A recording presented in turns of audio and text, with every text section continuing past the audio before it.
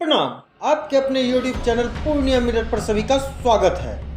सबके बीच रहे, दीर्घायु रहे, हमारी भी उम्र उनको लग जाए, हमेशा उनके लिए शुभकामना। ये वही पप्पू यादव है जो करीब आज से 30 साल पहले आनंद मोहन के खून के प्यासे थे और अब उनके समर्थन में मजबूती से खड़े हैं।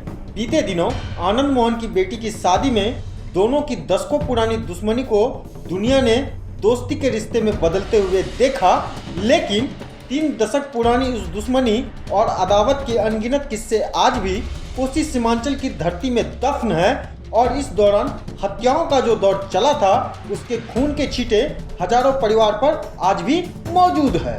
कभी कोसी में बंदूकों की गर्जन के साथ दो नाम उछाले जाते थे, आनंद मोहन और पप्पू यादव। एक अगड़ा और एक पिछड़ा जाति की शान थे।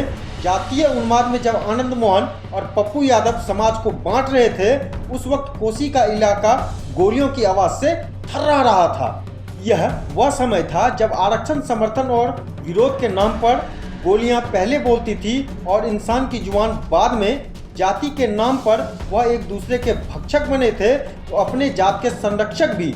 जी हाँ, यह दौर लालू प्रसाद का था, जहां कमंडल और मंडल की टकराहट से रोज नई इबारत गढ़ी जा रही थी। ऐसे कई मौके आए जब इनकी मुठभेड़ हुई और इस मुठभेड़ में न जाने कितनों की जान गई। दो घटना तो आज भी लोगों के मानस पटल पर चस्पा है। यह घटना है सहरसा का पामा और पूर्णिया का भंगड़ा कांड, जहां न जाने कितनी गोलियां चली। दरअसल इनकी लड़ाई व्यक्तिगत नहीं थी, बल्कि दोनों अपनी अपनी जाति के रॉबिन हुड बने हुए थे। दोनों ही अपनी जाति सेना तैयार कर एक दूसरे को परास्त करने की जुगाड़ में लगे रहते थे। आनंद को राजनीति विरासत में मिली थी। दादा राम बहादुर सिंह स्वतंत्रता सेनानी थे। आनंद मोहन जब जवान हो रहा था, उसी दौरान आपातकाल का दौर आया।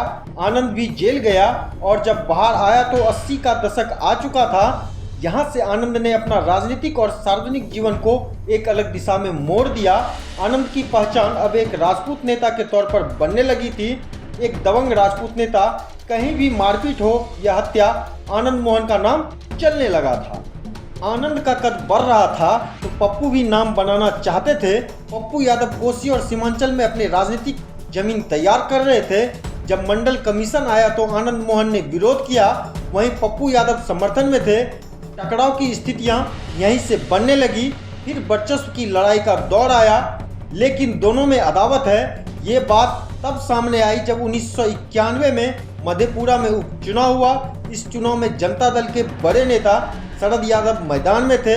अब तक ये साफ हो गया था कि पप्पू यादव लालू यादव के करीबी हैं और आनंद मोहन लालू से दूर हो गए हैं। मधेपुरा के चुनाव में पप्पू यादव ने शरद यादव का समर्थन किया और आनंद मोहन ने विरोध, और यहीं से आनंद मोहन बनाम पप्पू यादव का ऑफिशियल अनाउंसमेंट हो गया था। बिरादरी की लड़ाई में दोनों की दुश्मनी और बढ़ती चली गई। दावा किया जाता है कि दोनों के बीच उस दौरान काफी दफे गोलीबारी भी हुई। सबसे बड़ी लड़ाई वर्चस्व की थी और कहा जाता है कि दोनों के काफिलों में होड़ रहती थी। होड़ इस बात की कि किसके काफिले में ज्यादा गाड़ियां हैं। 1990 में आनंद मोहन जनता दल के टिकट से विधायक बना।